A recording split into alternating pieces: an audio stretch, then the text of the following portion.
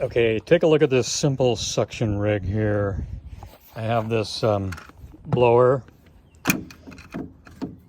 which runs on my 18-volt battery, and it sucks on that side, blows on that side. Okay, here's just a 5-gallon pail with a hose in it, and look inside. See, the hose just goes into that brake fluid jug, and there it is. See it going in.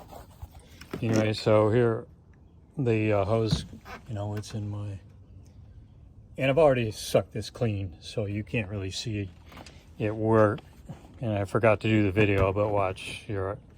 I just stick that on there.